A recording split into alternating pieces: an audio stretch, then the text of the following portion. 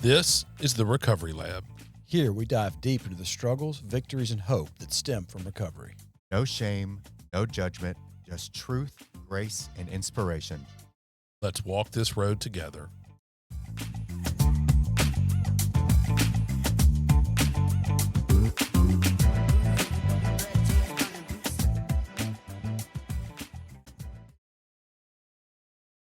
Hey guys, welcome back to Recovery Lab. This is episode 140. I'm Brynn Knox. I'm David Sugg. I'm Daniel Anderson. And we are going to do basically a 12 Steps for Normies episode today. I'm excited about it. I feel like, we talk to people doing the thing all the time. And then we have some listeners who aren't in addiction or alcoholism, and they hear us talking about these steps, but they don't really know much about what we're talking about. Don't you feel that? Like they hear about that a lot, but what are these steps that we always talk about? Yeah, we're explaining it all the time to new people and to ourselves. When we're talking about it in meetings, we take it for granted that the general public may not know, or even some new people may not sometimes. Yeah. So, yeah. We're just going to go through them starting now. Yes, I mean, the 12 steps are a group of principles, spiritual in their nature. If we practice them as a way of life, they can expel the obsession to drink or to do drugs, and they can help us have a whole useful life. And it's a way of life. It's not just something we do one time.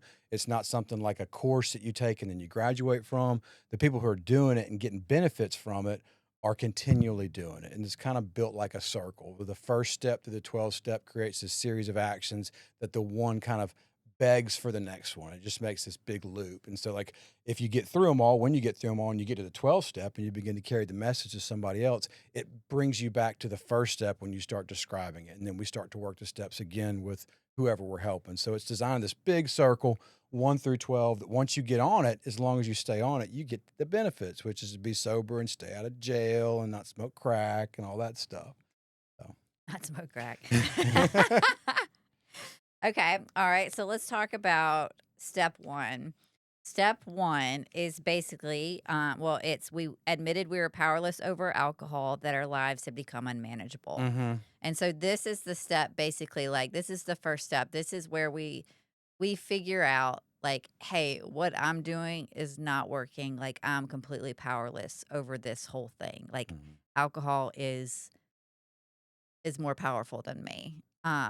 I know I struggled a little bit with the first step, in the sense that for a while I thought that, like, I could stop when I really wanted to. I just didn't really want to yet, even though, like, my life was falling apart.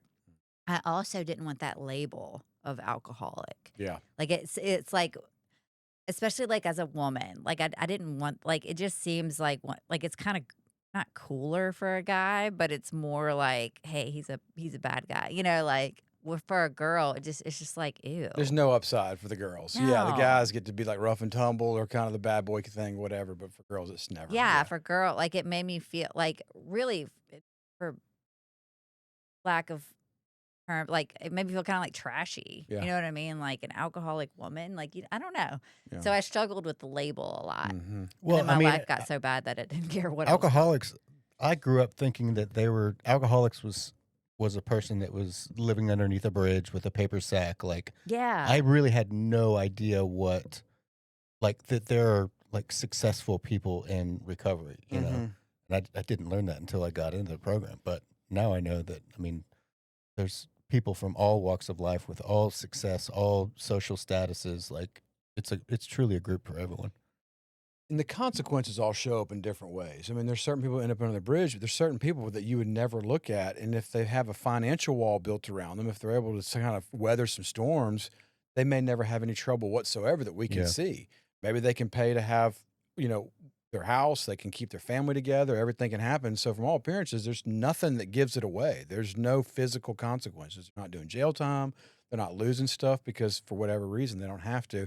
And so it doesn't have anything to do with consequences. It has to do with the effect that alcohol or drugs have on our mind and body. It's that I'm going to have that physical craving once I start using it. Once I put it in my body, I can't turn that thing off. That's a physical allergic, as they describe it, craving. And then after that, even when I get away from it and it wears out of my system after 24 hours, I still have this obsession. I still think that, well, that won't happen again. Maybe I can redo it this way, or maybe I can do it that way, or maybe I won't drink at home, or maybe I won't drive, or whatever. I try to manage it in my mind, and that's called the obsession. So it's twofold thing of this obsession / craving that always comes back over and over. It never lets me free. But it doesn't have anything to do with the consequences. Consequences are the unmanageability, and that's what makes our life kind of a wreck. But everybody's consequences show up differently. And I always thought everybody had to be broke or under a bridge or in prison. Right. Yeah. Like, I don't have any DUIs. I'm not an alcoholic. Right. I didn't have a car. Yeah. Yeah. Yeah. What are your thoughts on people that, like me, that were like, look, I personally have been drunk maybe 4 times in my life. I hate alcohol. I think it's disgusting. It tastes awful. Mhm. I think beer tastes like piss, like pure urine. Like, I don't understand that. Why did I just get offended? Like, how dare you? But alcohol, I had different forms of alcohol, like marijuana. That was something that was always in my life, and Yeah. then Adderall and uppers and stimulants and all of these things. And like I really, like, I was forced to go to my first meeting when I was 17, I think. And I was very judgmental of people that had a problem with alcohol, because I didn't have a problem with alcohol. I just had a problem with drugs. Mm. And as my drinking career or my using career picked up, every time that I relapsed, which I was more times than I can count on my hands and toes, that relapse started with alcohol, And so it took me some time to realize that, like, just because my drug of choice isn't the same as, somebody that has never done drugs before, or like, I still have that physical allergy. Like, when I put weed into my body, it's game over. If I put any mood altering substance. So it took me a few years, but then I finally realized, like, I am absolutely the same as everyone else in the program Mhm. of Alcoholics Anonymous, because when I put alcohol, when I put drugs, when I put anything in my system, that physical allergy takes over and I can't stop. So Mhm. it took me some time. And for people, I've heard from a lot of people that are like, well, alcohol is not my thing. Like, Mhm. I don't have a problem with alcohol. I was the exact same way. And then I realized that, oh, wow, it's all kind of the same. And it all affects me in a negative way. So it's best for me to just, Yeah. And that even goes for people who, say that weed was never their problem. You know what I mean? Right. Like, if alcohol was their problem, like, they can smoke weed, or they can take gummies, or whatever it is. And it's that same mood altering substance thing that, like that's I'll never be able to use or consume anything that is a mood altering substance without getting insanely addicted right. right away. Mhm. I just like to think of it, it's never going to be a solution for me anymore. Like, it was a solution that worked really well, and now it's not. And that's okay. Yeah. Yeah, so why is it so hard for us to admit that? I mean, like, I'm wearing an ankle monitor. My wife's kicked me out. I've just Yeah. got fired. Everybody, no one will loan me any more money. The car I don't doesn't know why. work. Car doesn't work. Your I bike sold the tire battery, is flat. but admit that I'm powerless over this thing and my life's unmanageable. What is? Absolutely Why? not. Mm-mm. No way. No, sir. Why is it so hard? Like, why? What is it? Is that just? Is it our delusion? Is that just? Are we just really strong? I don't know. Definitely that delusion. Yeah. And then also, like, I didn't want to admit that I was an alcoholic and that I'm powerless over this thing, because that meant I could never drink again for the rest of my life. And that meant we were weak, If too, we say you know? that, then we're not going to be able to do it anymore. Yeah. Right. Yeah. Game's up. And there Right. just seems to always be something that happens in the sober person's life that breaks them down. And we said the consequences don't all look alike, but there is normally something that just wakes the person up. And it could be a bad work review, or it could be parole was denied, whatever it is. But there is normally something where they say, this thing's got to be stopped. And then they say, you know what, maybe I should take a look at what I'm doing, my drinking or my using. And that gets them or us to, all right, I'm powerless. My life's unmanageable. I had to hit a wall in order for me to open up my eyes. Do you remember the last wall you hit? Like the thing? Yeah. It was April 10th of 2021. And I was so broken and had been in this routine of in and out and in and out. Like, I had a gun in my truck, and I was going to go to the reservoir, get out of the car so I didn't make a mess, and blow my brains out. And I told myself, I'm going to go to my therapist. I I reached out to my therapist. I was like, hey, I'm really struggling. Can you see me? He's like, yeah, come in. And this is like 9 o'clock at night on the 10th. And I was just bawling my eyes out. And I've talked about this before. And just like, the ugly crying and the snot everywhere. And he just looked me dead in the eyes. He said, I can help you with that, with no emotion on his face whatsoever. And it was like a ton of bricks was just lifted off my shoulders. And for me, like it was, the wall was, my life is never going to be better with drugs and alcohol. And if I don't take some action and work these steps, because I know from being in a lot of meetings that these steps are a good solution for me. I knew that if I didn't take some action, call my sponsor, get back into the steps, start working with other people, being of service to other people and getting out of myself, that I was going to die. And I didn't want to die, but I didn't want to live the way that I was living at the time. So for me, it was just that mental, there was no physical anything. It was that mental block that my life is never going to get any better ever without taking some action. Me, it was knowing when I was about to get out of prison, and I knew I was coming right back. I was like, well, I'm scared to get out of prison. This is not cool. And when I really started kind of not inventorying it, but reflecting on that, it was like, because I don't know how to be sober. And if I pick up again, Did you want to get high when, like the day you were getting out of prison? Did you want to romanticize and fantasize? Yeah, I mean, I was not going to be sober. I was not going to be sober. And I knew, like, you're coming back. You're going to spend the rest of your life in prison because you don't know how to be sober. Yeah. And I was just like, God, if you can help me be sober, because I don't want to spend the rest of my life in here. I mean, I've been out for 5 weeks the last time. I went in for a year and a half and was out for 5 weeks and got a crack charge and went back for 2.5 years. And I was about to get out again. I was like, you're coming right back. And then that was my last moment. It was like, I'm done. I'm cooked, man. I got to find something else. Yeah. Yeah. What about you, Brynn? Mine wasn't like this bright, like white light experience or anything like that. It was, I was just so miserable.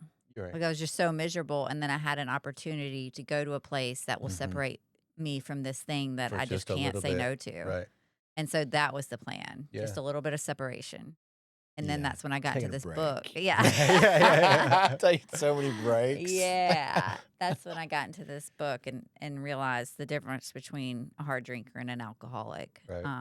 That, you were talking about earlier.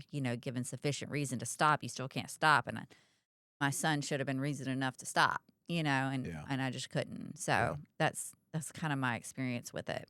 Was there a compounding shame factor that you knew that, like, about the kid? And I kind of feel this was for me, but you were kind of like, your kid was a little bit younger when you were first getting sober? When I first got sober, it was in 2015, and Jax was 4 or 5. Was there, did the shame compound because you knew that you needed to get sober for this kid, but you were not able to? Did that add to the amount of shame that you experienced?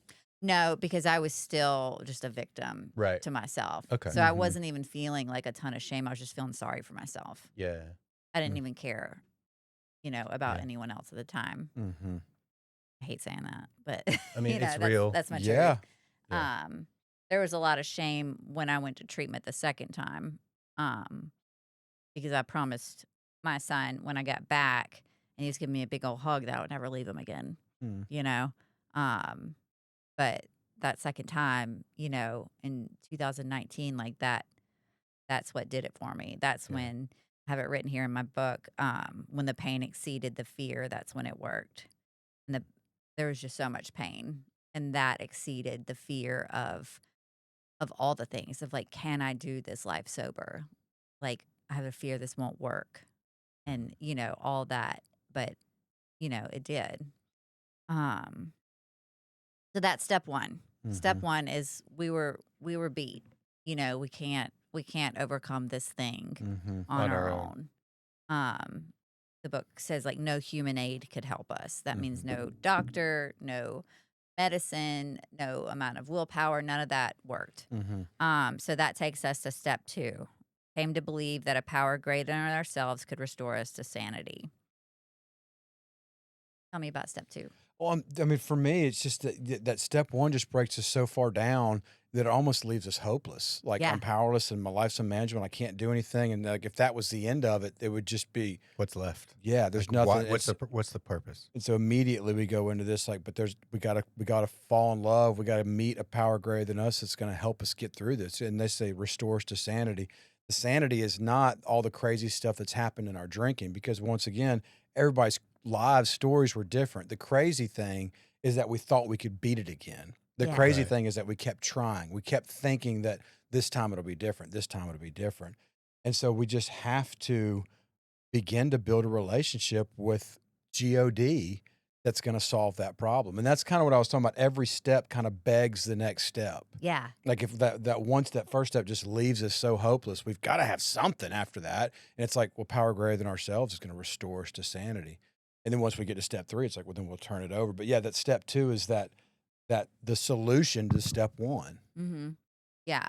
Yeah, it can be hard for a lot of people too, and that's what I love about the program of Alcoholics Anonymous, like as opposed to like faith-based programs and things like that. Like for Alcoholics Anonymous, you don't have to believe in the God that I believe in order to like have a chance. You know what I mean? Like you can believe in a group as your higher power. You know, you can believe in whatever you want, and like the reality is, like, it's a beautiful thing that somebody that's been fighting with their addiction for 20, 30 years, you know, they've had a needle in their arm for 30 years and they are thoroughly convinced that either God doesn't exist or he doesn't want anything to do with them. That's right. Like, even that guy can come in, and as long as he accepts that something is bigger than him, then he has a chance, you know? And that's like, for me, I was kind of like not really, I didn't really want a whole lot to do with God, but I wanted the solution, you know, and,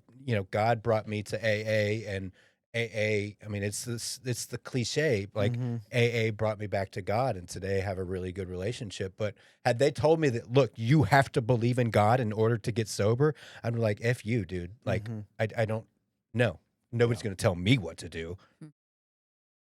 Yeah, because didn't you struggle with the God thing a I little have. bit too? I have, yeah. I mean, I grew up in a very, very religious home, and got real involved in church. And there were times it was really, really good, and there were times it was really bad. Yeah. And I didn't want my new life or my sobriety to be contingent on me kind of getting back involved in every level of that old life. I wasn't. I never wanted to go to church again. I just didn't want to do. I didn't want to do that again. And so for a long time, it just I stayed away from it. Just like in the first step, almost admitting it had this weird like I don't want to admit it because then it means I won't be able to do it anymore. You know, I'll be accountable to it. There was that same kind of thing in the second step. It was like I almost had a hard time admitting there was a power greater than myself or whatever, because then the cat would be out of the bag. And then like I'd almost have to like live like that. And I didn't really know what that meant. I didn't even know if I could do it. What do you mean? Like it's really easy if like, oh, life just begins nowhere and ends nowhere, and I'm just here to have a good time and I'm not really accountable for anything. Let me try to be a good person. But if I admit like, no, there's a spiritual being that created me and loves me and wants the best for me, you know, once I admit something or I know something, now I'm responsible to act that way. And so it's like the second step is not just like, yeah, we're coming to believe, but now like, all right, you better act like it. And that's, I didn't think I could do that. And once more, the 12 steps show me how to do that. I couldn't do it. They're going to show me how to do it later on. But for me, that was really, really tough. I don't know if that makes sense in kind of, you know, saying it in words, but emotionally I felt that way. Just like, if I admit this stuff, that means I have to act like it. And I wasn't ready to really do that. Yeah. Makes sense. So I didn't struggle with step 2, just because I have such a, you know, I got saved when I was 22, and it wasn't hard for me to believe in something greater than myself. And, I just had a lot of faith in God. And so that just like we all come from different walks of life and we all struggle with different things, but we all go through these same steps and we go through them different ways, but we end up sober, you know? I have written in here there's a meeting in Austin called PPG. And I have a note that says, my mind convinces me of so many lies, including that I know everything there is to know about God. And so when I came in, you know, there were those feelings of like God's so disappointed in me, and he like regrets creating me because I've just screwed it all Mm. up. Um, but those are just lies. You know what I mean? I don't know everything there is to know about God, but I do know he's not disappointed in me, Mhm. and that he doesn't regret it. Um, so that's what I have on step 2. Do y'all have anything else? I think that for the new person that's coming in, I think the most important thing is like just trying to figure out what God, what God means to them, and Mm-hmm. really being able to understand that they not only should they, but they're expected to adopt their own conception of God. Like they need to really think through that, and you can kind of borrow or you can help to be helped from other people to kind of explain it. But at the end of the day, they need to start wherever they are. And that was one thing I was trying to do is I was trying to sometimes take other people's conception of God and make it work for me right then. I just wasn't there. Like Yeah. I really needed to be for the first, 6 months to a year. I kind of used the God, good orderly direction. I was like my home group, my sponsor. I believe when they pray, I will pray. When they tell me to pray, I will pray. And it was just really, really simple. And then it's grown into something much greater than that, but that's where it had to start. And so it's over and over again. I think it's in We Agnostics where you see the word prejudice over it. I think it's used like Mm-hmm. 10 times. And prejudice is just this idea that I know about something without really having all the facts. And so a lot of times we have this thing with God or with the spirituality. We think we know about it. And so we keep it out because like, no, I know all about that. I don't want to talk about that, or I don't want to subscribe to that belief because no, I just don't like it. And that's prejudice. And so it's just asking us set aside prejudice and really just come to terms with whatever the God complex that we can kind of do business with. And I think it's pretty simple. If people are, if they hear it that way, that there's nobody gets left off the hook. Nobody can be like, oh, I can't do that. Like, yes, you can. You can always do business with your conception. Yeah. Mhm. So, I think that sums it up pretty well. Yeah, that was good. um, okay. Number 3, step 3. I feel like we should have one of those like UFC ring girls walking through for each one. yeah. Number 3. Um, I mean, I love you just it. got really excited. I'm sorry. Calm down. Made a decision to turn our will and our lives over to the care of God as we understood Him. So 1 is like we cannot do this. 2 is something else can, and 3 is like here, take this thing from me. And there is in the book, like when you are working the steps, there is a 3rd step prayer. And when you are ready, you say this prayer. And or I say that, but like even if you're not ready, like you still say the prayer. You know what I mean? Yeah. It's like you say it until you believe it, I guess. Um, and I'll go ahead and say it. I think we should. For sure. Okay, so we're now at step 3. Says, God, I offer myself to thee to build with me and to do with me as thou wilt. Relieve me of the bondage of self, that I may better do thy will. Take away my difficulties, that victory over them may bear witness to those I would help of thy power, thy love, and thy way of life. May I do thy will always. So, like, that's what we say when we do the 3rd step. And, like, that's something that we can do 20 times a day. You know what I mean? Like, it's not just one of those things that, like, here, I say this, we're done, move on to step 4, and then we just keep going. Like, this is turning my will and my life over to the care of God. And I love this prayer, even though the first time I read it, I was like, what is up with all these thys and these and thou wilt and, all this kind of stuff. But basically, it's saying, like, God, help me get out of my own way. Help me get out of my own way. I'm giving you this addiction of mine. Like, let me do your will, and just like really like handing it over to him. What was your experience, or is your experience? It Yeah, it is. is. I mean, I'm still saying it every day. I Yeah. mean, that's how I start my day. I do it throughout the day. I try to do it at night.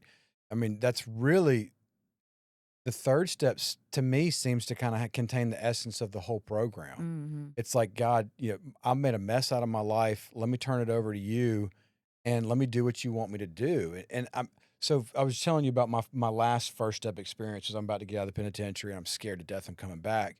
But along with that, it felt like everybody knows the story of Jonas and the whale. And Lord told Jonas, said, go preach in Nineveh. And Jonas said, no. And he went in a different direction, and he went and hung out somewhere else. And then he went on a boat, and he got thrown off the boat, and a fish, a whale, ate him and held him in the belly for 3 days and then spat him back out. And the deal was, it's like God said, I want you to go preach. I want you to go do this stuff. And so for me, I had this very acute feeling that there was something I was supposed to be doing and I wasn't doing it. And so I kept finding myself in jails, institutions, and near-death experience. Like I felt that. And so in the third step is kind of this moment where you're like, God is, I can't, he can, and now, okay, I'll let him. The third step is, all right, I need to do what you want me to do. For Jonas, it was go preach, go carry my vision, my message to these people. For me, it was just, start doing this stuff, start carrying the message, stop drinking, start helping people. And it still is. Like, I still believe that if I do what he wants me to do, everything's going to be better than I possibly could have imagined it. And if I don't do it, it's going to be bad. It's going to be real bad. And that's kind of the third step but I don't know how to do that. Like if I could do that, then we wouldn't need step 4 through 12. Right. Like, I can't do that. I want it, and I'm asking him to do it, but I can't do that on my own. Yeah. I mean, I can't really add much to that. Like um How many times a day do you think you take it back? I mean 30 to 40, I think, I'm really good about, like, in the morning. I've only missed 4 times since I've been sober this time, that I get on my knees in the morning. I thank God for keeping me sober yesterday. I ask that he keeps me sober today. I ask that his will be done. And then I just ask him to help me to stay out of the way, and then to put someone in my life that I can help. And then that's it. Like that, I don't ask him for things. I don't beg him for things. I just ask that his will be done. And I've gotten in a practice of doing that. So, um, when I would say I'm pretty good about pausing when there's a question about something to do. Like, is this what God wants for me in my life? And I've been able to. I mean, it has not been really a hard time. Like the thing that I struggle with the most is, like, I'll have decisions to make, and there's no, like, real clear, like, direction that I need to go. So it's just like, God, is this what you want me to do? Is this what you want me to do? Like, what do you want me to do? And I don't hear anything. So I just take a step in the direction of what I think is going to be the right thing. And sometimes that really works out. And sometimes that was a lesson that I really needed to learn. So God used that in order to teach me a very valuable lesson that I needed to learn. So, like, turning my will and my life over to God is like, that has, through practice, has become something that I'm fairly decent at. But I'm also can be easy to, I can be easily excited. So when I get excited, I can make impulsive decisions. But those are, they're few and far between. So this is one of the steps that I mean, I think I get a gold star on. Nice. Nice. Now, the fourth, it's a whole different story. Yeah. But yeah, I didn't struggle with 3 at all. How about you? It's I struggle with trying to run my own life, and the book calls that, like, self-will run riot. And basically, sometimes I'll use God as, like, a consultant that, like, I'll go to sometimes when I need him, instead of, like, really giving him everything and turning it all over to him. But then, I come out sideways to people around me, and I start, getting resentful towards people. And it's like, I can tell very quickly, very easily, like, hey, you're off here. And then I got to get back on track. And luckily, that's easy peasy. You ever find yourself like standing out in your yard, like yelling and screaming at people, like You're a bad you're a neighbor. bad neighbor. neighbor, or something like that? Call it Airbnb. All right, listeners, you missed the pregame. Yeah, I had an incident last night. They were playing the music too loud, and I was shaking my finger and yelling, "You're becoming a bad neighbor." Yeah. Yeah. Was really turning it over right there. Huh? I was really doing his work. I was wondering how long we would get before we mentioned The it. music police. Man, how life changes. I'll get to do some night step work maybe later. There you go, Yeah, there you this go. God wanted you to do that, That's so right. you'd have something to do today. That's right. There you go. All right. So speaking of resentments, let's talk about step 4. All right, so we admitted we were powerless, came to believe a power greater than ourselves that could restore us to sanity. We made a decision to turn our will and our lives over to the care of God. And this is where we get into some action, because these are all things that are like going on in here. Step 4 is we made a searching and fearless moral inventory of ourselves.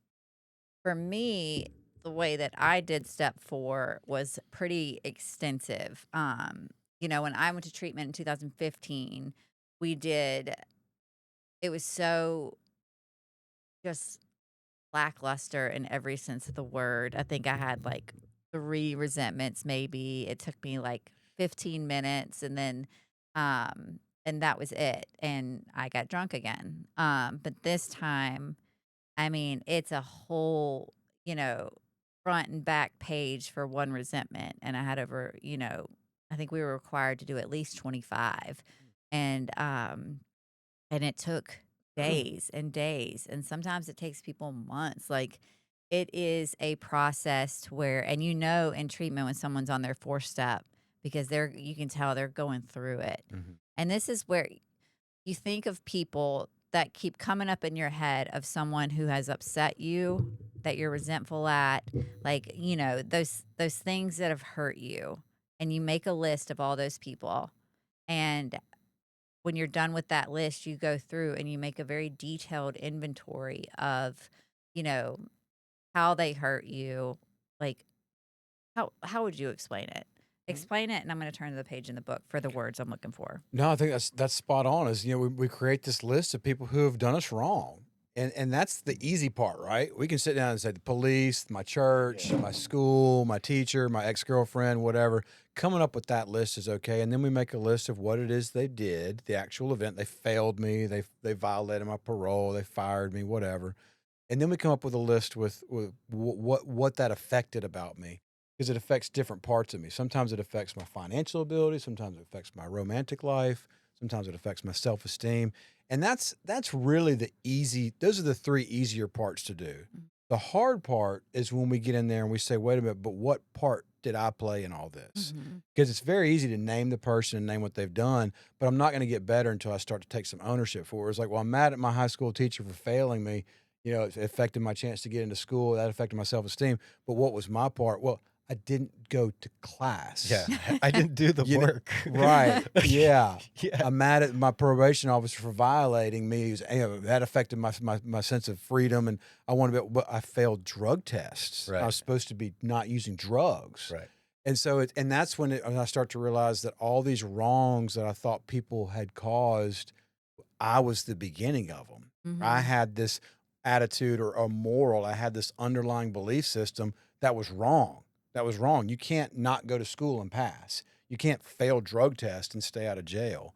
And that was the moral inventory that we finally get to. Is like, wow, this thinking is not right. Yeah. The book says, resentment is the number 1 offender. It destroys more alcoholics than anything else. And it says, this is something I liked, is like, because we are us.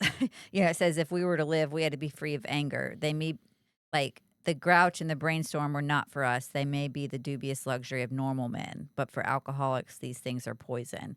Like, normal people, they can go through their lives being, mad at this guy, the grouch, all that kind of stuff. But like with us, that leads us straight back into where we just came from. And it was like you do it on all your exes. You do it on I did it on certain moms in my life who had, not my mom, I mean my mom, but like certain moms like in the mom group that hurt my feelings, like stuff like that. Mhm. And when you're going through and this affected my self-esteem in this way and this, made me feel this way. And then when I, went back through it, especially with the exes where I'm so mad at them for doing this and this to me, and I can't believe he did this to me. And then when I get to my part in it, I see like I did those exact same things, and like I didn't want to like admit that stuff out loud, but Mhm. like putting pen to paper and making these lists and doing these things like really showed me in black and white, like, okay, maybe I'm not like the victim in this situation. Not that they are either. Let me put that out there. Um, but no, it says putting out of our minds the wrongs others had done. We resolutely look for our own mistakes. Where had we been selfish, dishonest, self-seeking, and frightened? This was our inventory, not the other man's. Mhm. And it's a tough thing to do. Like the fourth step is hard. And don't want to like you don't want to look at those things. We had just been knocked down to our rock bottom, whatever that looked like. And here comes our into action step. Like, let's look at all the things we've done wrong to the people that we're mad at. You know what I mean? Like it sucks. It's hard. It makes you um just bringing up a lot. Mhm. It brings up a lot. And but that's what you do. You're willing to go to any lengths to not drink or use again. And so it's Mhm. just what we do. Yeah, the 4 step for me, I mean, it fundamentally kind of rewired my brain because up until I did my first 4 step, I mean, I didn't have any other way to look at things other than look what these people have done to me. Look how much of a victim. Look at me. I'm adopted. My own mom didn't love me and she gave me away. Mhm. So I am the victim. Like Mhm. everything is happening to me and this is not fair. And because it's happening to me and it's not fair, you would use drugs and other things just like I am. Like Mhm. so and then I'm in Eamon's little side yard at his house, and we started, obviously I did the work before, but, I really started to realize that, look, everything that was bad that has happened in my life, like, I was there for it, and I caused it. Like, I had a role in everything. I would not be the person I am today had I not had I not got to go through the 4 step because it really made me think that look, things are not happening to me. Like I'm kind of the tornado in this situation. Mhm. And when I started to be able to identify like what I'm doing wrong in these situations, if I'm the problem, then I can be part of the solution too, and I can change my behaviors. I can't change my behaviors if I'm not aware of them. So I feel that everyone on this planet, all 8 billion or however many people, I think all of us should be required to do a 4 step one time in their life. Right? It would make things It would change everything. it would change everything. Yeah. Yeah. It's that powerful. Yeah. And I mean, there are like a big thing when I was going through and I was doing it for the first time, a big thing was like sometimes there are situations where you truly like with childhood sexual abuse, like I'm resentful towards that person. Sure. I'm not looking for like where I went wrong in that Yeah. moment. You know what I mean? Obviously, I was a victim in that moment, and Mhm. any other child is a victim in that moment. Of course. Your part or my part is like, how have I let that affect me in my relationships and how I treat other people? Like, how have I continued to let that um, infiltrate all of my decisions and my behaviors to other people? So it gets really difficult, especially when you're talking Yeah. about stuff like that, because it brings up trauma and Mhm. having to like look at how that's affected your behavior towards other people is not fun at Mhm. all. So yeah, not every situation, we're super, obviously at fault on our end, but sometimes, it's just different. Mm-hmm. But we get to talk about that when we get to step 5. Yeah. Are Right. y'all ready to talk about step 5? I'm ready. Okay. So step 5 is admitted to God, to ourselves, and to another human being the exact nature of our wrongs. So basically, we're taking this 4-step that we wrote, all of like the most embarrassing, worst things ever, and we have to read them to someone else. Mm-hmm. Not easy. Mm-mm. Not easy. We did it when I was in treatment. We had to do it 3 times. We did it for it was 2 girls that we were in treatment with, and then someone else they would bring in that would maybe potentially be our sponsor. What was your experience with your first 5th step? First 5th steps, I was probably 6 months out, and I'd been working with somebody, my first sponsor, and it was pretty. It was pretty surface. It really was. Mhm. It was some obvious stuff. Some of the laws that I'd broken, and some of the things that landed me in the penitentiary. Some of those immediate relationships, but I wasn't going real far back. I really wasn't. I did.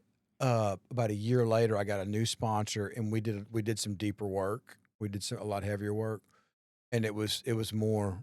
Uh, yeah, it started digging up some daddy issues and some mommy issues and some church issues, some different things that were really kind of fueling all those other things that I Yes. talked about in my first one. Um, but yeah, the 5th step for me was both of them, and every time I've done one since, I don't. A lot of people have a great sense of relief, and they can look the world in the eye, and they feel a lot better about some things, kind of getting off their chest. Normally, I don't. I've not done a 5th step and really feel real light and fluffy after. I normally feel a lot of penitential like grief and like Yeah. a regret. Like, oh my God, like that's me. I did that. And so whenever once more the next step kind of begs, it's like the 6 and 7. I had to go be alone. I'm always wanting to go be alone and really have some prayerful time right after that. I don't want to jump into 6 and 7, but they all kind of continue. They It's do. it's really Yeah. kind of hard Yeah. to, but that was a lot of times is my fist, and I continue to do them. So I'm still doing an annual house cleaning. I sit down with my sponsor and we go over things that are new, and we go over things that are old and reoccurring. So I'm still doing 5th steps. I'm still doing real formal, like here's my 4-step for the year for this 6 months. Dang, And I we need s- to do that. Yeah. I haven't done one in years. I haven't done one in 5 years. What Yeah. was yours like?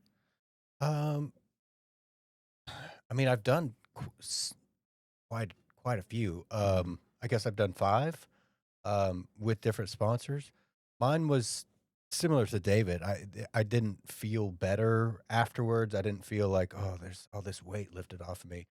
But what I did feel really good about was Eamon, who was my first sponsor. He beat it into my head like all the time. If you don't do the 4th, you'll pick up the 5th. If you Mhm. don't do the 4th, you'll pick up the 5th. So I felt really positive about the fact that I did the thing. Mhm. That I checked this box off, so now I can continue moving forward. And I want to get to those 9-step promises. So I want to do everything in my power to check those things off the box, even if I just do it to do it. That was good enough for me. Like I was thorough. My first one I was not thorough with at all. I mean, I was kind of dipping my toes in the water, but Mhm. as they went on, I realized the severity of how important it was that I took this thing really, really seriously and delved deep as I needed to really bring all that stuff up. So for me, it was just it was something that I did because I had been told that if I do it, I have a better chance of staying sober, and I wanted to stay sober no matter what. So Yeah. I did it. Yeah. What about you? Mine, I felt so. I mean, I felt like emotionally hungover afterwards a little bit, but like I felt so much better because all this stuff that it had just been inside of me Mm. for so long, I finally was speaking it out. So I mean, it almost just like physically getting all of this out of my body. It felt like, Mhm. and I just felt so much lighter. And I felt less alone because the person that I was telling all these things to that I thought were just so awful and terrible had done them too. You Right. know what I mean? Isn't Like, that such a great feeling? I yeah, mean, and so so freeing. it just takes like I don't know. It was like it really was. I felt so much lighter, and it makes me want the fifth step promises. Each step kind of has their own like little set of promises. And so this is what it says. It says, we pocket our pride and go to it, illuminating every twist of character, every dark cranny of the past. Once we have taken this step, withholding nothing, we are delighted. We can look the world in the eye. We can be alone at perfect peace and ease. Our fears fall from us. We begin to feel the nearness of our Creator. We may have had certain spiritual beliefs, but now we begin to have a spiritual experience. The feeling that the drink problem has disappeared will often come strongly. We feel we are on the broad highway, walking hand in hand with the spirit of the universe. Um, and then steps, it says, returning home, we find a place where we could be quiet for an hour, carefully reviewing what we have done. We thank God from the bottom of our heart that we know Him better. And that's where step 6 comes into play. Because we have emphasized willingness as being indispensable. Are we now ready to let God remove from us all the things which we have admitted are objectionable?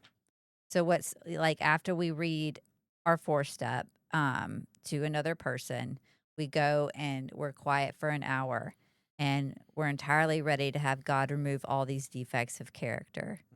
When we read our 4th step to someone during our 5th step, we get back a list of our character defects that show up because it's like we have these things like repeating over and over again, and that's what we call our character defects. Self-righteousness was one of mine, and you know, being a victim, and selfishness, of course. There's a whole list. And so I have these lists that I'm ready for God to remove these things from me because I can't remove them myself. And that's where that's where God really plays such a big role in this because, like, if I could just be rid of all these things, then I would, I'd be Yeah. perfect. But I need Him, and I need Him to help me get rid of these things that are blocking me off from Him and other people around me. Yeah, our character defects, my character defects were my greatest tools. Like they were Yeah. the things that helped me get what I wanted to get. My dishonesty, I was able to get jobs and I was able to get money or get drugs or whatever, get into relationships. You know, my pride and ego were the things that convinced me that it was okay. My envy and comparison were the things that I'd make villains out of people, normal people, and I'd drink at them. Like these were the things that I had to tell myself. So drinking and acting a fool felt okay. And to tell me that you were going to take those away is like, yeah, I know they're not great, but they're also the only real system I know how to live by. Right. It's kind of like the 4th and 5th step, like we're bagging up all the trash and we're putting it out the street without doing the 6th and 7th step, though. I'm like chasing the trash truck. I'm like, no, give it back. Give it back. You know, like 6 and 7 is like, let the dude take the shit, man. Yeah. Like, let him go with it. That's And a good. That I is like that good. a lot. it's incredibly difficult to do, though, you know, It because is. that was our system, Yeah. and it was a framework we helped build and we understand, and it's as toxic as it is, it's ours. Right. I want to hold that. So it's a lot easier said than done, and you know, Bill got a lot of flack writing, you know, 6 and 7. It's just 2 paragraphs, and that's why the 12 and 12 came about. One of the reasons is because people were like, man, you've really kind of breezed over this stuff. Can you go more in depth? Because 6 and 7 is just bam. We go Right. home, we spend a little bit of time and ask God to remove it. It's like, wait a minute, how do we do all that? And I am still spending a lifetime having God chip away at removing these defects of character. And as soon as things are getting removed, a lot of times I'm finding out about like 3 more like cousins character defects that I didn't know about. Right. Cousin defect. You know, like Yeah. new ones are popping up. Yeah. So, I think a beautiful thing about, all the steps is, specifically number 6 for me is it's progress, not perfection. Like we don't have to be perfect at it. We'll get a couple steps ahead. We'll take a step back. We take 3 more steps ahead. We'll take a step back. Like it's part of life, and I don't have to do it perfectly. If I had to do it perfectly, I'd be in a real bad place. But I'm with you. Like my character defects were something that were very useful to me. Mm-hmm. And having to, get to a point where I'm willing to ask God to take those away. It was a really difficult thing. Who will I be without that? Exactly. Yeah. Yeah. No, I'm with you on that. All right. So 7 is humbly asked him to remove these defects. Mhm. 6 is getting ready for him to do that, taking that hour. Um, and then 7 is when ready, we say something like this: My Creator, I'm now willing that you should have all of me, good and bad. I pray that you now remove from me every single defect of character which stands in the way of my usefulness to you and my fellows. Grant me strength as I go out from here to do your bidding. Amen. That's step 7. Mm-hmm. It's good. And it is like defects, I have my main ones that keep coming back that um and I think it's a way for me to keep needing God, and reminding me like this is how I show up on my own. And that's why I need him in my life. Mm-hmm. So then we get to steps 8 and 9. Mm-hmm. Step 8 made a list of all persons we had harmed and became willing to make amends to them all. And then 9 is made direct amends to such people wherever possible, except when to do so would injure them or others. So 4 and 5 really go together. 6 and 7 really go together. Um, we had to get God to remove all these defects of character so that we could be willing to make amends to people that we have harmed. Making that list in step 8 is, you make a list of people, of institutions, of all of that you have caused harm to. And for people like us, that list can be very, very, very long. We got a whole like thing of index cards and treatment to write. We made our list, and then the top of each index card, you write their name and then you write your amends underneath.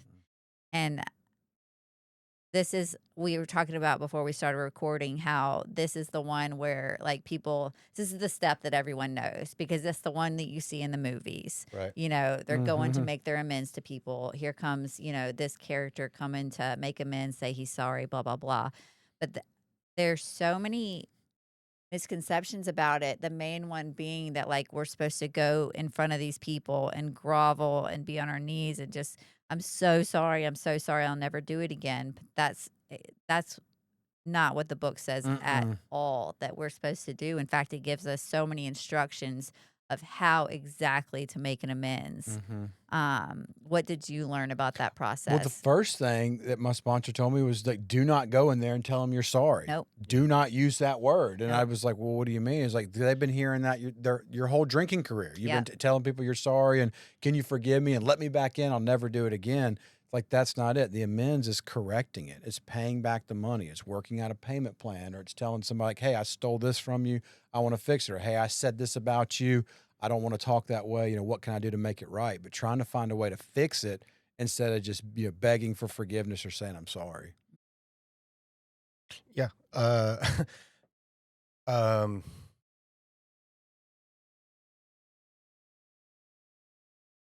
yeah, I mean, towards the last couple years of my active addiction, I mean, the word sorry was something that I said, oh, I mean, every day I said it to Mhm. somebody, and my sponsor was the same way. He was like, you know, don't go in and say you're sorry. And he was really, really patient with me because I had a lot of questions because I was very fearful of doing it wrong. I was very fearful of doing the amends process the wrong way. And then, I did it wrong and I'm going to get drunk and, my world is going to crash down again. So he was very patient with me. And I asked a lot of questions when I was going through, writing the list. Um, but yeah, I had to just, yeah, no, I think that's that Yeah. on that. Um, I will say this about amends. So like I did a lot of dirt all over the place for a long, long period of time. And there were two different periods in my life where I lived on the road, once in New Orleans and once up in out west in the Colorado area. And when I was out there, I took advantage of a lot of people. I stole a lot of things, broke into a lot of sheds. I'd walk through restaurants and pick up little black books and have because it had money in it. And I did this all over 20 states to survive and do just crazy stuff. And then that's not even like when I was domesticated, like in a home, taking advantage of my friends, my family, my bosses. So the wrongs that I've committed are like there were these very, very tight knit wrongs that I'd committed, like very close that were with my legal consequences, my family, my girlfriends.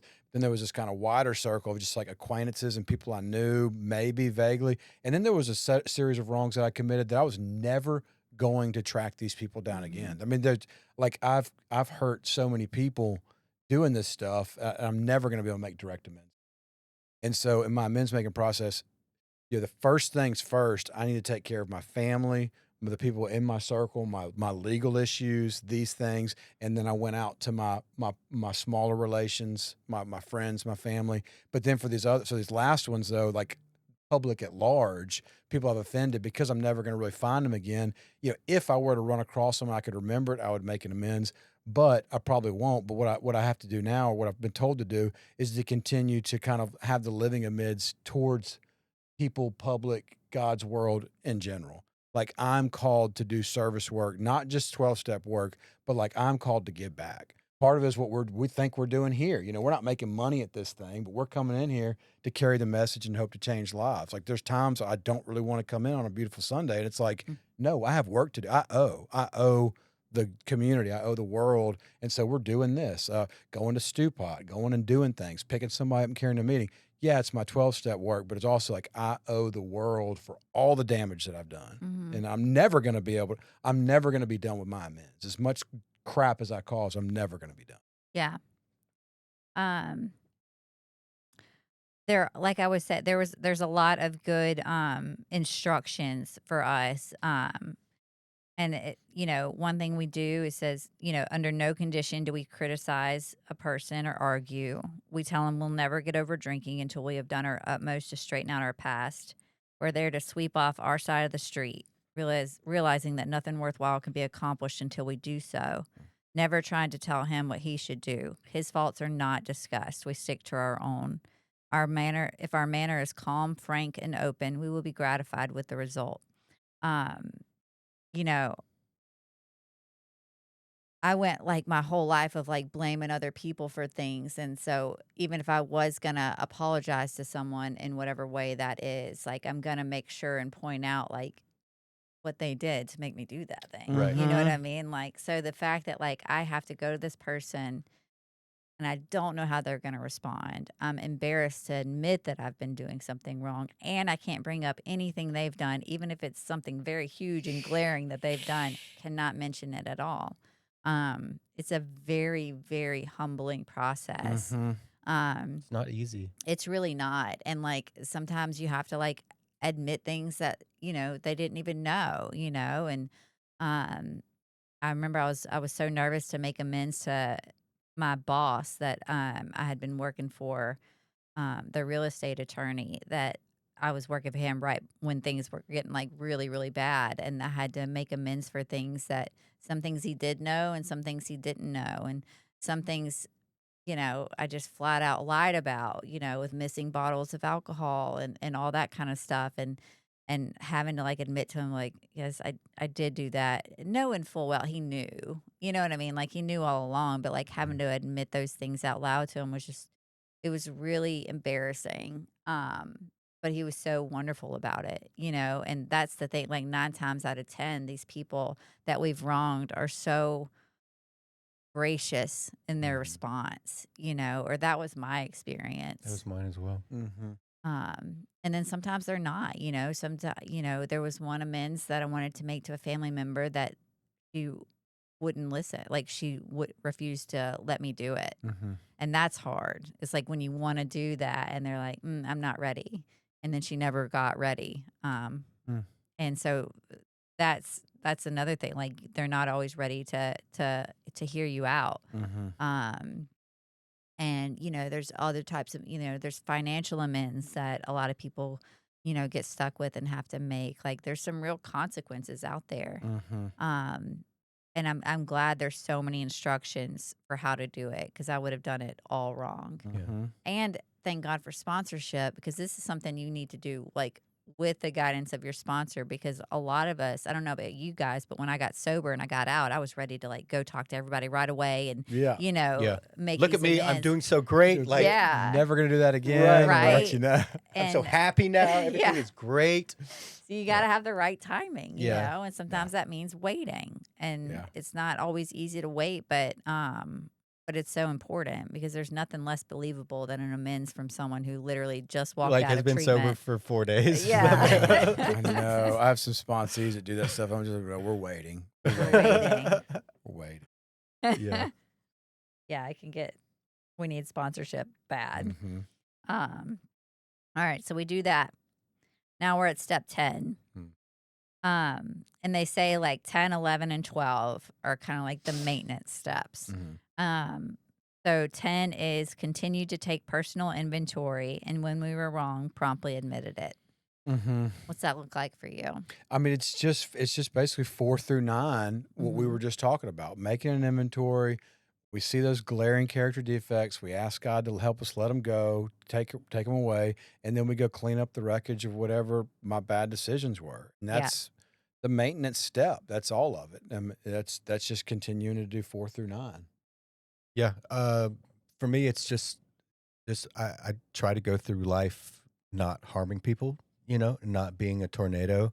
And if I do make a mistake, because I make mistakes, we all do, just getting in a routine of, hey, look, I did this. I regret Mhm. having done this.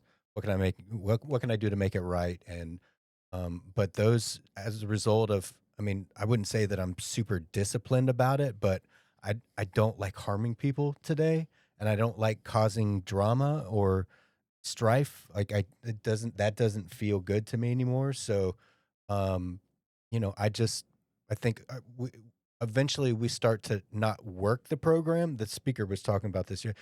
We stop working the program and we start living the program. And I feel like I've begun to start living the program, to where these steps are not something that I work. These steps are something that are a fundamental part of my life today. Like I intuitively know if I'm about to do something that's wrong, I can pause today. I'm not working the program. Oh, I got to pause. No, this program has become a part of who I am.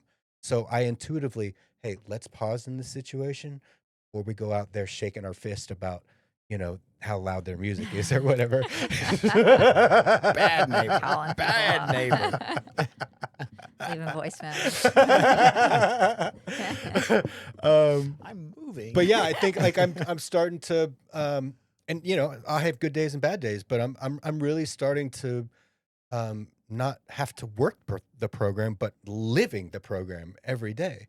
And that's taken years and years and years of practicing and falling on my face and practicing and falling on my face. But I think eventually, if we don't quit, everyone will get to a point where the program, it's not something that we have to, we got to do, we got to do this. We got to go to meetings. But no, we go to meetings because they're good for us and we like them and we enjoy them. And it's a part of our life. Like, we help people not because we're looking for something in return, but hey, we genuinely want to help people.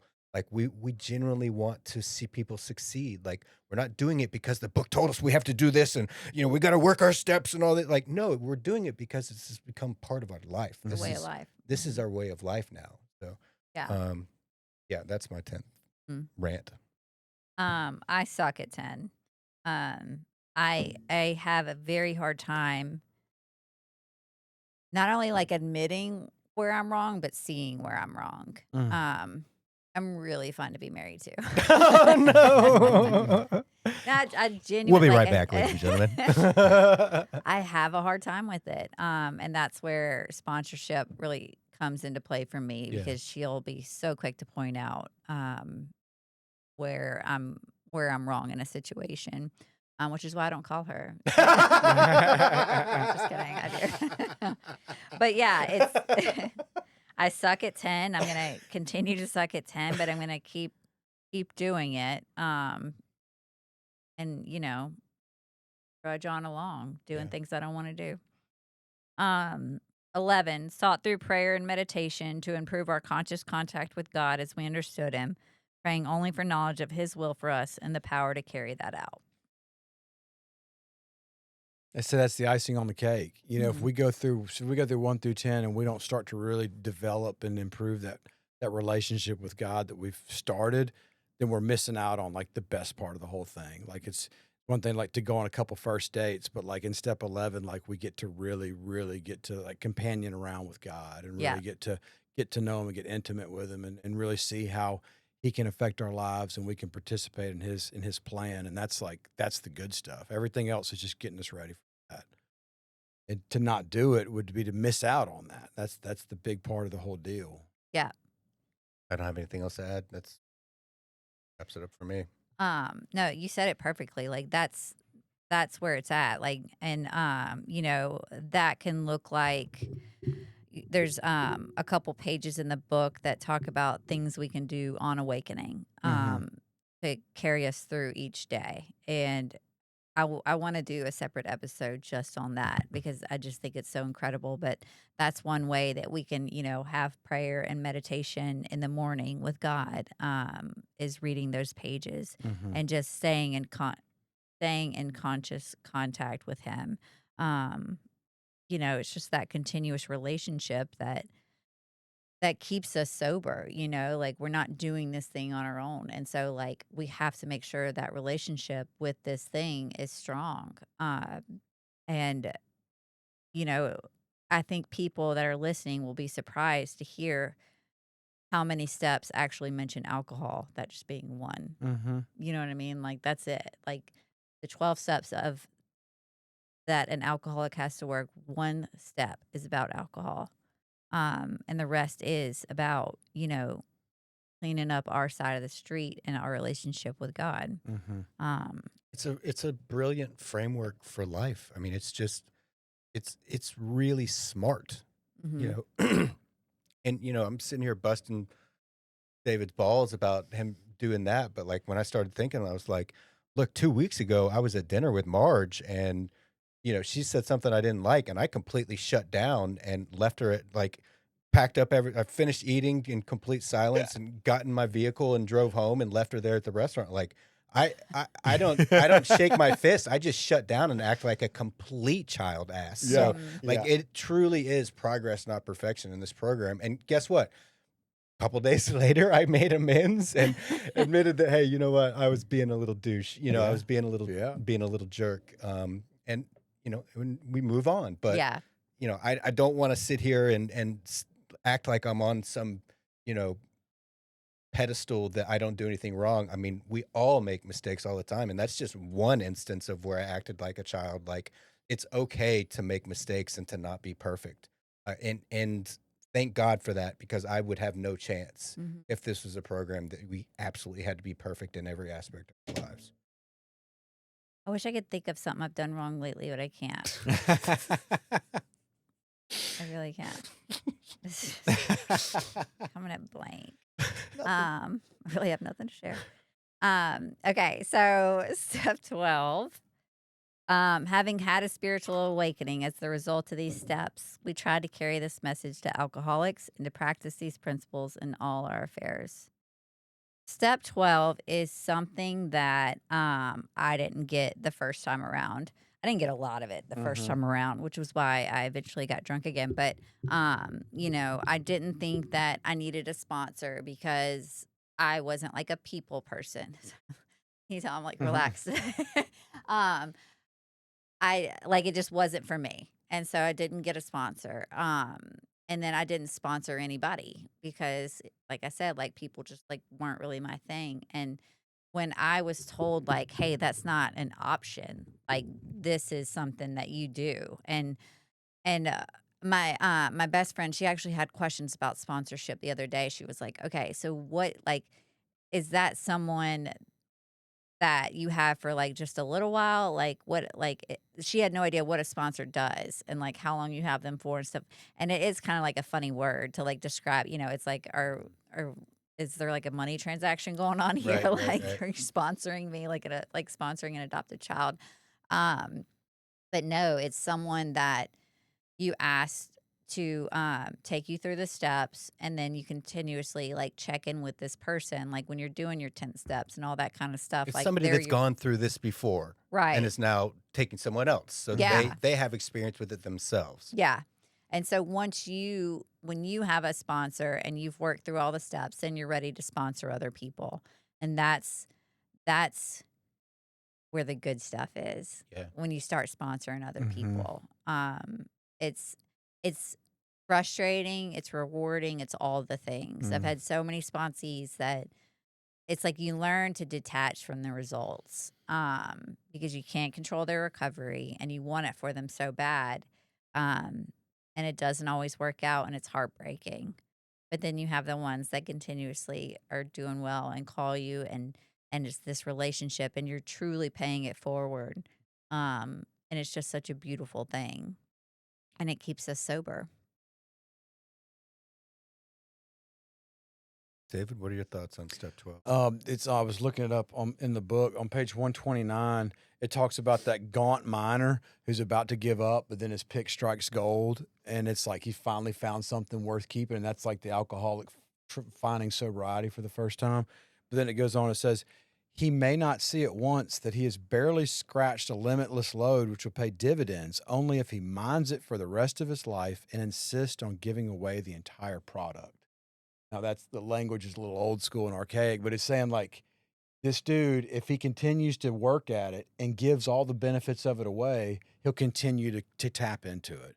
It's the moment that I stop and say, I want all this good stuff for myself. My life's good. I've got a good job. I've got a good mortgage rate's low. I live in the nice part of town. I don't need to go to meetings anymore. I'm not going to care.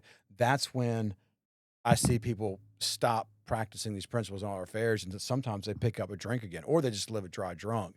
And so for me, it's still like I try to accept the benefits, accept the gifts that God's given me, but be willing to pay those forward, be willing to give those back to people. Because if I don't, I believe that I'll lose them. I really believe I've got to be willing to give it all away. And that can be really, really hard when life gets really good. Mm-hmm. You know, Alcoholics Anonymous and other 12-step programs have one big problem is that they work really, really, really well, and they make our lives incredibly amazing. And it's difficult to go back and to stay willing sometimes to do the hard work because, like You're you said, good. it's all good, and it is. Like the cops aren't chasing me. I don't have any deal. I don't have any debt monsters after me. Everything's great, and what I got to do is what you just said. When I stay engaged with the newcomer and they start calling me, they're keeping me on my toes, and they start asking me questions. They're keeping me on my toes, and when they're coming up with these problems, they're saying things that I forgot that are still in my life. When the guy's like, "I got mad at my boss today, and he did this, this, and this." It's like, oh yeah, I'm still doing that. Or when you were just talking about getting mad at Marge, we might have been. Were you eating at Aladdin? Because I was doing the same thing with Rachel at Aladdin. It's like she answered one question the wrong way, and I'm like, and I shut down. Yes. And scene. Yeah. Yes. So like hearing you say that reminds me, like, oh yeah, I still got work to do. Yeah, I'll always have work. Yeah. No, that sums it up perfectly for me. I have nothing else to add, Your Honor. I will say, like, one of the misconceptions I had about like meetings and stuff like that, I thought that these people that had been sober for like decades were still coming in there because they were struggling every single day with not taking a drink. So they got to, go to this meeting so they won't drink. Like, I thought that's what it was. But when I started going to meetings and I meet these people who have had decades of sobriety, they're great. They're doing great and they're happy and they're there for the newcomer. They're not there because they're struggling so hard each day with not drinking. Like, it's not like that at all. And that, I just think it's such a beautiful thing. Like, thank God for the people that keep coming back, and may I always be one of them. Yeah, I drank and used because it made me forget about all my troubles, made them go away for a little while. And now carrying the message and listening to other people's stories and what they're going through helps me get that same level of self-forgetting. I'm not thinking about my bank account. I'm not thinking about the troubles that I have. I'm thinking about somebody else. What can I do to help them? Or just get lost in their story. I mean, a lot of times just meetings for me is just like, just listening to them is a chance for me just to stop thinking about my stuff. Yes. And that's why I was drinking. It's like, I'm just going to drink and forget about all this. That's why I go to a meeting now, is because I can just stop thinking about work, stop thinking about my troubles, and just listen to you guys and realize we're all in the same boat together, and I'm just enjoying not thinking about me. Yeah. I love it. This has been really wonderful. I Yeah. know. I hope it was helpful. And if anyone out there does like have any questions about recovery or like there's no stupid questions really. And except for the ones that my friend asked. She asked no, I'm just kidding. She's great. And I love explaining it to her. And so if there's any questions that y'all have or anything like that, like just message us and reach out and Yeah. we'd be happy to do an episode about it. Like I love talking about this stuff that saved my life. And so yeah, that's all I Awesome. got. Well, ladies and gentlemen, thank you so much, and we will see you next time on the Recovery Lab.